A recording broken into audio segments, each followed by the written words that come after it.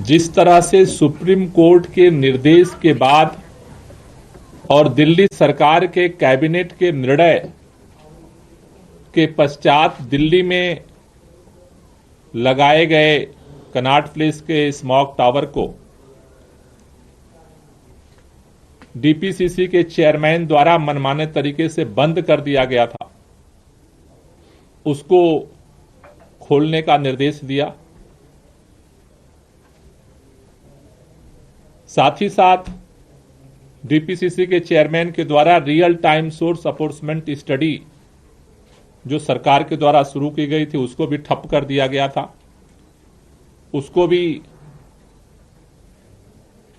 पुनः चालू करने का और रियल टाइम डेटा जो है पब्लिक करने का जो ऑर्डर दिया है, इसके लिए तहे दिल से दिल्ली सरकार, सुप्रीम कोर्ट की शुक्रगुजार है, उनको हम धन्यवाद करना चाहते हैं। पिछले एक हफ्ते से हम केंद्र सरकार से हाथ जोड़ करके विनती कर रहे थे, मैंने पत्र भी लिखा पर्यावरण मंत्री जी को कि चूंकि जो आज प्रदूषण की स्थिति है पूरे उत्तर भारत की है और जब तक ये पांचों राज्य केंद्र सरकार के साथ मिलकर के संयुक्त रूप से अपनी कार्ययोजना को बनाने में और उस कार्ययोजना को जमीनी हकीकत पहुंचाने में सक्रिय नहीं होंगे, तब तक प्रदूषण की जो स्थिति है उसको नियंत्रित करना काफी कठिन काम है। दिल्ली के अंदर हम लगातार ग्रैप 1 हो, ग्रैप 2 हो, ग्रैप 3 हो, ग्रैप 4 हो, सभी ग्रैप के नियमों को सख्ती के साथ लागू कर रहे हैं, लेकिन हमारे चारों तरफ सभी सरकारें जिस तरह से उदासीन और निष्क्रियता के साथ हाथ पे हाथ रख करके बैठी हैं और जिस तरह से सेंटर गवर्नमेंट चुप्पी साध करके अपने जिम्मेदारी से पीछे हटा हुआ था, मुझे लगता है कि माननीय सर्वोच्च न्यायालय के निर्देश के बाद इनकी संयुक्त बैठकें होंगी और सभी राज्यों में इंप्लीमेंटेशन पर फोकस किया जाएगा। मैं इसके लिए भी धन्यवाद करना चाहता हूं कि दिवाली आने वाली है, दिवाली के लिए पटाखों पर प्रतिबंध दिल्ली में लगाया गया। पिछले एक महीने से निरंतर इस बात के लिए मैं जोर दे रहा हूं कि जो हमारे चारों तरफ जो राज्य हैं वहां पर पटाखों पे प्रतिबंध लगाया जाए, पटाखों पे प्रतिबंध लगाया जाए, पटाखों पे प्रतिबंध लगाया जाए, लेकिन कोई न सुनने को तैयार है न कोई बोलने को तैयार है। भारतीय जनता पार्टी की सरकारें तो ऐसा लगता है कि जैसे उनके लिए प्रदूषण कोई मायने नहीं रखता है। उनका एक ही फार्मूला है, बयानबाजी फार्मूला। सुबह उठते हैं, एक प्रेस नोट जारी करते हैं और प्रदूषण उनका कम हो जाता है। CAQM ग्रेप 1 बनाता रहे, उनको कोई फर्क नहीं पड़ता, 2 बनाता रहे, कोई फर्क नहीं पड़ता, 3 का ऑर्डर जारी करता रहे, कोई फर्क नहीं पड़ता, 4 का ऑर्डर जारी कर दिया, कोई फर्क नहीं पड़ता। जब 1 लागू हुआ तब भी भारतीय जनता पार्टी बयानबाजी कर रही थी, 2 हुआ तब भी बयानबाजी कर रही थी, 3 हुआ तब भी बयानबाजी कर रही थी, 4 हुआ तब भी बयानबाजी कर रही थी। बयानबाजी से वो केवल प्रदूषण को कंट्रोल करना चाहते हैं और इस समय पता ही नहीं चल रहा है कि केंद्रीय पर्यावरण मंत्रालय भी है देश के अंदर और उसकी भी इस देश के प्रदूषण के प्रति कोई जिम्मेदारी है।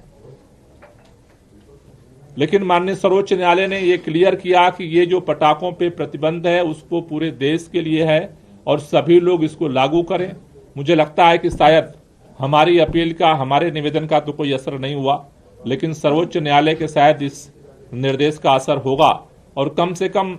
जो इस विपरीत जो मौसम की स्थिति है, हवा की जो स्थिति है, इसमें शायद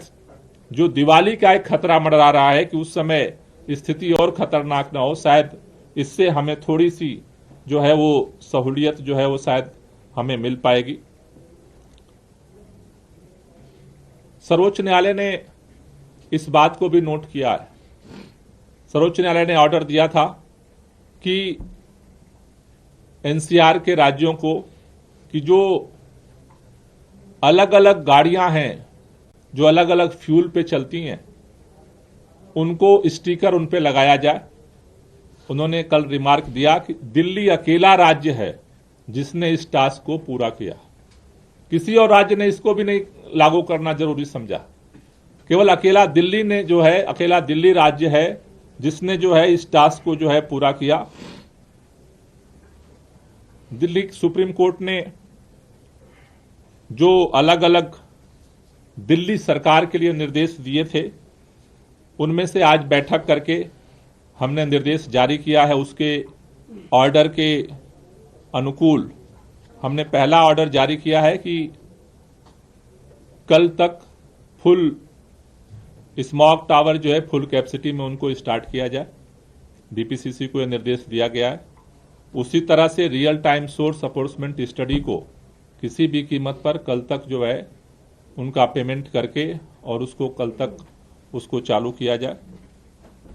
साथ ही साथ सुप्रीम कोर्ट ने एक ऑर्डर में ऑब्जर्वेशन दिया था कि इस समय खासतौर से जो लोकल जो आग की घटनाएं होती हैं, बायोमास बर्निंग की घटनाएं होती हैं, उस पर कार्रवाई की जाए। उसके लिए आज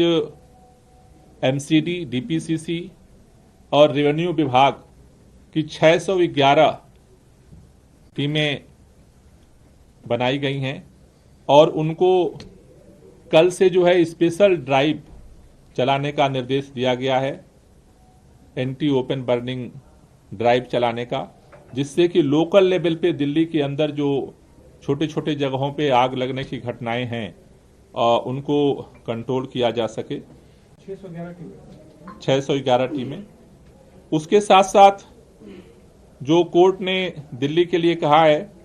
कि जो ऐप बेस जो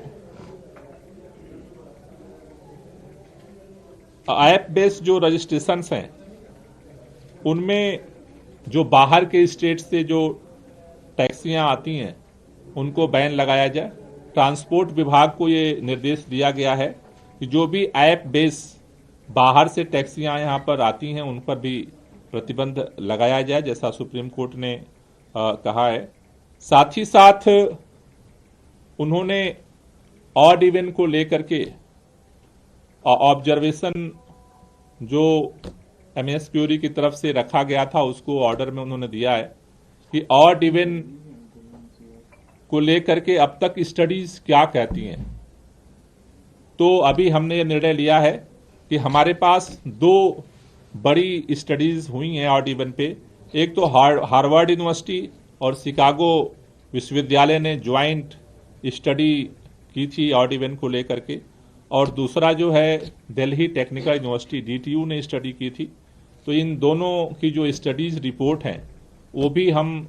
अगली सुनवाई में सुप्रीम कोर्ट के सामने उसको हम सबमिट करेंगे कि उनकी क्या रिपोर्ट्स है, उनकी जो स्टडीज हैं।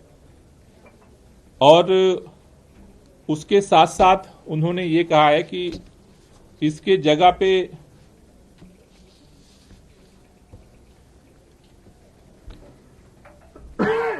उसके बाद जो है उन्होंने ये कहा है कि जो ये स्टिकर डीजल पे जो स्टिकर वाले जो ऑरेंज कलर की जो टैक्सी हैं उनको बंद करने के लिए,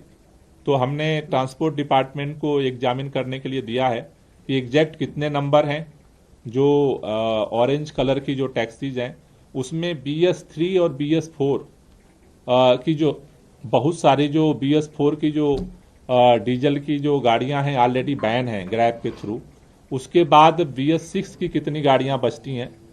और दूसरा जो है कि अगर केवल उन गाड़ियों को बंद किया जाता है और ऑड इवन लागू किया जाता है तो उनमें क्या अंतर होगा, क्या फायदा होगा। तो वो एक कम्प्रिहेंसिव जो है रिपोर्ट जो है वो ट्रांसपोर्ट डिपार्टमेंट को कहा गया वो स्टडी करके और वो कोर्ट में जो है वो सबमिट करेंगे।